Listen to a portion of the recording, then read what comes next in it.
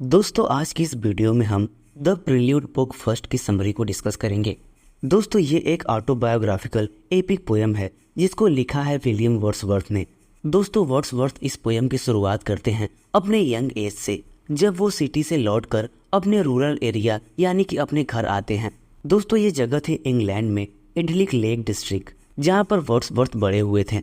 Wordsworth crowded city को अपने बचपन में बिताए गए शांतप्रिय जगह से कंपेयर करते हैं। जब वर्ड्सवर्थ अपने घर पर आते हैं तो उनको ऐसा लगता है कि वो फिर से अपने बचपन में लौट गए हैं, और वो ऐसा महसूस करते हैं कि दो जगह बिताए गए वक्त और उनके एहसास आज भी उनके अंदर मौजूद हैं। अपने इस एक्सपीरियंस के साथ वो बड़े हुए और आगे चलकर एक पोइट बन गए।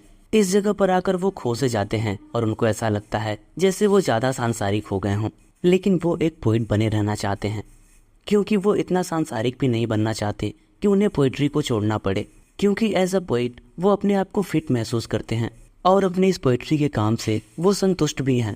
वर्ड्सवर्थ के दिमाग में आता है कि वो बहुत कुछ लिखें, क्योंकि उन्होंने अपने टाइम पर इतने सारे एक्सपीरियंसेस किए हैं, लेकिन उनको ऐसा लगता है कि वो हर टाइम अवेलेबल नहीं है इन चीज़ों को लिखने के लिए।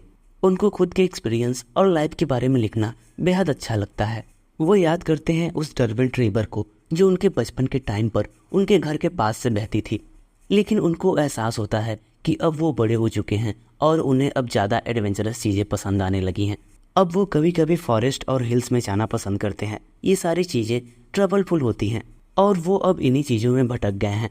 वो अपनी उस मेमोरी को भी याद करते हैं जब वो चिड़िया के घोंसले को लूट लेते थे, जो पेड़ों से लटकते रहते थे, और उनके लिए वो सारी चीज़ें बहुत ही प्रिय थी।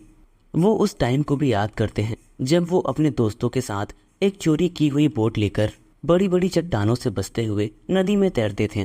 ये सारी चीज़ें काफ़ी डरावनी और अचंभित कर देने वाली थी, और वो आज भी इन चीज़ों से बहुत ही गहराई से जुड़े हुए हैं। लेकिन वो महसूस करते हैं कि इंसानों के द्वारा बनाई गई ये नई दुनिया बिल्कुल भी मीनिंगलेस है। वो अपने बचपन की और भी बहुत सारी चीज़ों को याद करते हैं, जैसे कि आइस स्केटिंग और कार्ड्स गेम। वो अपने बचपन की जगह पर लौटने के बाद खुद को बहुत ज़्यादा कनेक्टेड फील कर रहे हैं। वो इस नेचुरल ब्यूटी को देखकर अपने बचपन की यादों में खो से जाते हैं। पोइट को ऐसा महसूस होता है कि शायद वो अपने पास्ट की यादों से अपना सेल्फ इम्प्रूवमेंट कर सकें। दोस्तों पोइट अपने धुंधली यादों के सहारे अपने बचपन की तमाम चीज़ों को याद करते हैं। दोस्तों लास्ट में पोइट कहते हैं कि नेचर ने जो भी समस्याएं उनके सामने लाकर रखी थी वो इसलिए ताकि वो अपने आर्टिस्टिक डेवलपमेंट को बेहतर कर सकें और फ्यूचर में आने वाले चैलेंजेस का वो बेहतर तरीके से सामना कर सकें। दोस्तों इस पोएम को वर्ड्सवर्थ ने ब्लैंक वर्ड्स में लिखा था